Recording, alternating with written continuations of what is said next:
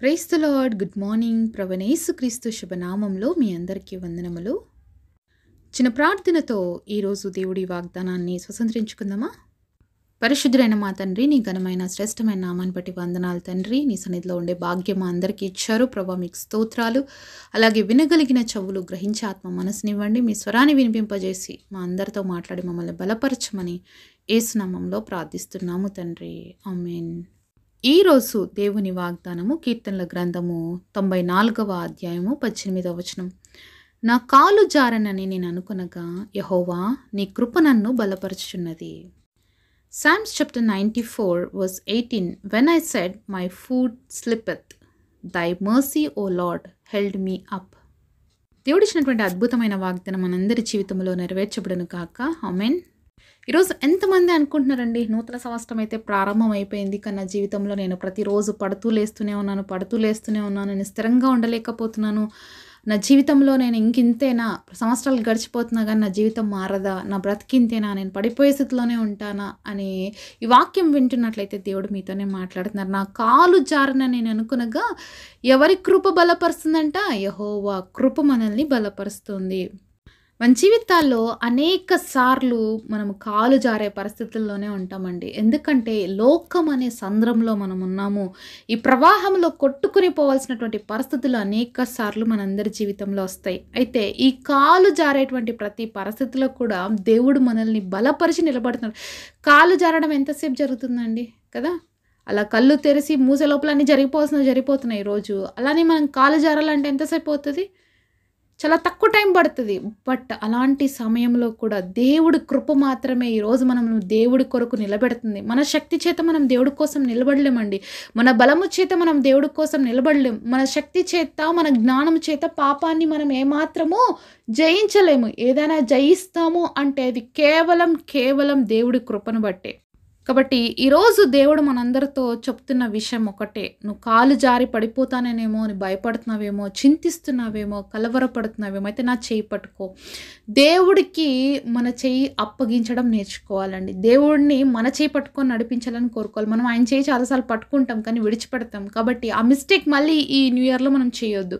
ప్రభా, ఈ 2024 ఇయర్స్ వరకు కూడా నేను చేయి పట్టుకొని అనేక సార్లు నేను విడిచిపెట్టేశాను ప్రభా, బట్ నేను ఈ ఇయర్ మాత్రం మీరు నా చేయి పట్టుకొని నడిపించండి. నా కాలు జారే ప్రతి పరిస్థితిలో నేను పడిపోకుండా, నేను కృంగిపోకుండా, నేను నిరాశలోకి వెళ్ళిపోకుండా, నేను నిస్పృహలోకి వెళ్ళిపోకుండా ప్రభా నీ వైపు చూసి నిలబడి నీ కోసం జీవించే శక్తిని నాకు ఇవ్వవా అని చెప్పి ఈ సంవత్సరంలో దేవుని అడుగుదామండి. ఎందుకంటే ఈ యొక్క సంవత్సరం అనేది మనందరి జీవితాల్లో చాలా ప్రాముఖ్యమైనదిగా ఉండాలని దేవుడు ఆశిస్తూ ఉన్నాడు. అంటే లోకరీతిగా కాదు, ఒక ఆత్మీయ స్థితిలో ఉన్నతంగా ఎదగాలని దేవుడు ఆశిస్తూ ఉన్నాడు. దేవుడి కృప ఎప్పుడు మనల్ని బలపరుస్తుందంటే, ఎప్పుడైతే మనకి యోగ్యత లేదో, ఏ అర్హత లేదో, మనం ఈ ప్లేస్లో నిలబడడానికి కానీ, ఈ స్థితిలో ఉండడానికి కానీ మనకి ఏ అర్హత ఉండదు. అయినప్పటికీ కూడా అలాంటి ప్లేసెస్లో దేవుడు మనల్ని నిలబెడతాడు. అలాంటి పరిస్థితుల్లో మనల్ని ఆయన పడిపోకుండా తన చెయ్యి ఇచ్చి మనల్ని లేవనెత్తుతాడనమాట. అదే ఆయన కృప. మనకి ఏ యోగ్యత లేదు, నిలబడడానికి అర్హత లేదు, అయినా కూడా ఆయన మనల్ని నిలబెడుతున్నాడు.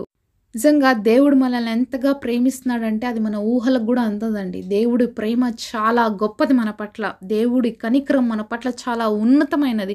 మనము అడిగినంత కంటే అధికముగా మనతో ఉండే దేవుడు మన దేవుడు. మనం ఊహించలేని రీతిగా మనల్ని ఆశీర్వదిస్తున్నది మన దేవుడు. మనం ఊహించని రీతిగా మనల్ని అత్యున్నతమైనటువంటి స్థలాలలో నిలబెడుతున్నది మన దేవుడు. ఈరోజు ఆ దేవుడిని మనం కలిగి ఉన్నాం. ఆ గొప్ప రక్షకుడిని మన జీవితంలో కలిగి ఉన్నాం. విశ్వసిస్తే గొప్ప కార్యాలు తప్పకుండా చూస్తాం. విశ్వాసం అనేటువంటి మరి లోకపు సంద్రంలో మనము కొట్టుకొని పోకోకుండా మరి ఈ లోకంలో నిలబడాలి. ఈ యొక్క ప్రయాణంలో, విశ్వాస జీవితంలో మనం నిలబడాలి అంటే దేవుడి సహాయం కావాలి. పాపపు సంద్రాల్లో, పాపపు లోకంతో కలిసిపోయి మనం లోకంలో కలిసిపోకూడదు అనేది దేవుడి యొక్క ఉద్దేశం. కనుక నేను కాలు జారి పడిపోతానేమో అని భయపడుతున్నటువంటి నీ స్థితిని నువ్వు దేవుడి చేతికి అప్పగించినప్పుడు నువ్వు భయపడాల్సిన అవసరం లేదు. నువ్వు నిలబడతావు. దేవుడి కోసం రోషము కలిగి జీవిస్తావు. మరి యేసు ప్రభు యొక్క మరి శిష్యులు 12 మంది చూస్తే మరి యూదా గురించి మనకు తెలుసు. అతని ప్లేస్లో వేరే వాళ్ళని తీసుకున్నారు. అయితే అందరూ కూడా మరి మ్యాక్సిమం హతసాక్షులయ్యారండి. ఎంత భయంకరమైన మరణాలు పొందారంటే ఒక్కొక్కరు నిజంగా ఎంతగా హింసించబడ్డారో, ఎంతగా వేదన గుండా వెళ్ళవలసొచ్చిందో, మరి అనేకమైనటువంటి పరిస్థితులు వాళ్ళ జీవితంలో వచ్చినా కూడా దేవుని వాళ్ళు విడిచిపెట్టలేదండి. అయితే యేసు ప్రభుతో నడిచినప్పుడు అనేక సార్లు వాళ్ళు పడిపోతూ వచ్చారు. అనేక సార్లు వాళ్ళ విశ్వాస జీవితంలో మరి వెనదిరిగిపోయిన స్థితులు మనం చూస్తూనే ఉన్నాం. పేతురునైతే బాగా తెలుసు మనకి. పేతురు యేసు ప్రభుని నాకు తెలియనే తెలీదన్నాడు. అలాంటి వ్యక్తి నన్ను తలక్రిందలుగా సిలువ వేయండి అని అడిగాడండి. అలాగే తోమాని చూస్తాం. తోమా యేసు ప్రభు యొక్క గాయాల్లో చేతుల్లో పెడితే తప్ప నేను ఆయన నమ్మనే నమ్మను అన్నాడు. అలాంటి వ్యక్తి భారతదేశంకి వచ్చి హతసాక్షిగా మార్చబడ్డాడు. ఇలా తప్పిపోయిన ప్రతి ఒక్కరు, జారిపోయిన ప్రతి ఒక్కరు దేవుడు కృపచేత తిరిగి బలపరచబడి ఎక్కడ పడిపోయినామనుకున్నారో, ఎక్కడ మరి దేవుడితో పాటు పోయామనుకున్నారో, ఓడిపోయామనుకున్నారో, ఆ స్థితిలో నుంచి దేవుడు వాళ్ళని ఎంత గొప్పగా ప్రాణం ఇచ్చేంతగా వాళ్ళని దేవుడు నిలబెట్టుకున్నాడండి. మరి దేవుడిని చూసినటువంటి వాళ్ళు, దేవుడితో నడిచినటువంటి వాళ్ళు మరి ఆయన పునరుద్ధాన శక్తిని చూసినప్పుడు ప్రాణాలు ఇవ్వడానికి కూడా సిద్ధపడ్డారు. ఆయన సిలువ మరణానికి వెళ్తున్నప్పుడు అందరూ పారిపోయినారు. పేతురు కూడా చెప్పినాడు, ప్రభువా నీతో పాటు ఎక్కడికైనా వస్తా, ఏమైనా చేస్తానని. కానీ ఆయన వెంబడిస్తూ కూడా ఆయన ఎవరో తెలియదు అన్న పేతురు మరి ఆయన పునరుద్ధాన శక్తిని పొందుకున్న తర్వాత మాత్రము ఆయన కోసం మరణించడానికి కూడా వెనకాడలేదు. అలాగే తలక్రిందులుగానే సిలువ వేయబడి మరణించాడు. కాబట్టి మన జీవితంలో కూడా మనము కాలు జారేటువంటి పరిస్థితులు వస్తాయి, ఉంటాయి ఖచ్చితంగా. అయితే ఆ పరిస్థితుల్లో దేవుడి వైపు మనం చూసినప్పుడు దేవుని పైన కానీ మనం ఆనుకొనగలిగితే ఆ పరిస్థితులన్నిట్లో నుంచి దేవుడు మనల్ని నిలబెడతాడు, మనల్ని ఆయన స్థిరపరుస్తాడు. మన కాలు పడిపోకుండా, మన కాలు జారి పడిపోకుండా మనం ఉన్నతమైన స్థితిలోకి ఎక్కలేనంత ఎత్తైన కొండ మీదకి దేవుడు మనల్ని ఎక్కించాలని ఆశపడుతున్నాడండి.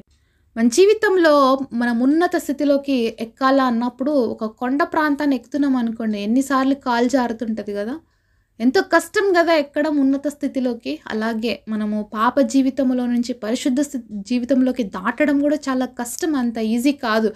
ప్రతిరోజు సిలువ వేసుకోవాల్సిందే, ప్రతిరోజు మనము లోకపరమైనటువంటి విషయాల కోసం మరణానికి అప్పగించుకోవాల్సిందే. ఎప్పుడైతే మనం అలా అప్పగించుకుంటామో, ఎప్పుడైతే అలా జరుగుతుందో అప్పుడే మనం ఉన్నత స్థితిలోకి వెళ్తాం. అప్పుడే మన జీవితాల్లో క్రీస్తు కోసం స్థిరంగా నిలబడగలుగుతాం. కాబట్టి ఈరోజు దేవుడు మనల్ని ఉన్నతమైన స్థితిలోకి తీసుకువెళ్ళాలని ఆశపడుతున్నాడు. కాబట్టి నేను కాలు జారే స్థితిలోనే ఉంటానని నువ్వు భయపడాల్సిన అవసరం లేదు.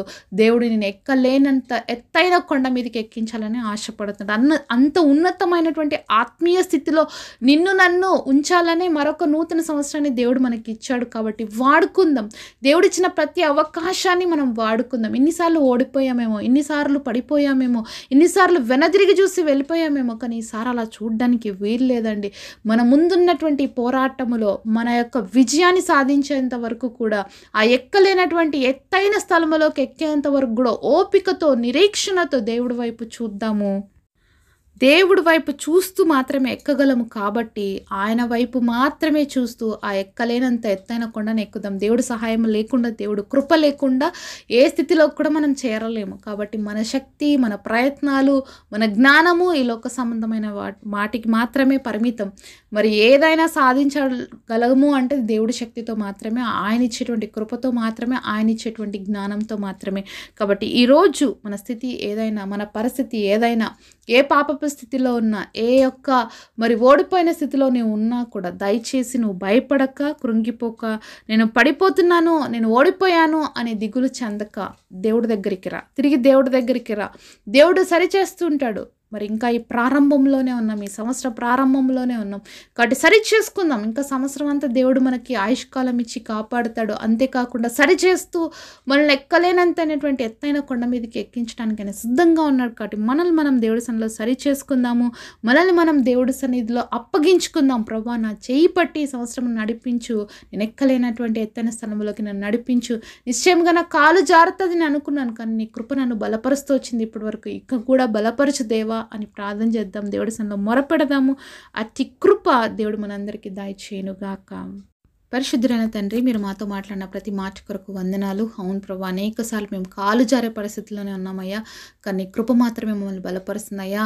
మమ్మల్ని ఎత్తైన కొండ మీదకి ఎక్కించు ప్రభా, మా చేయి పట్టుకొని నడిపించు. ఉన్నత స్థితిలోకి మేము అందరము తండ్రి రీచ్ అవ్వడానికి, మా ఆత్మీయ స్థితిని, అలాగే మా మానసిక స్థితిని, మా ఫిజికల్, ఫైనాన్షియల్ ప్రతి స్థితిలో మమ్మల్ని ఎక్కించి మీ నామానికి మమ్మల్ని మహిమకరంగా మార్చమని నజరేయుడైన యేసు నామములో ప్రార్థిస్తున్నాము తండ్రి. ఆమేన్.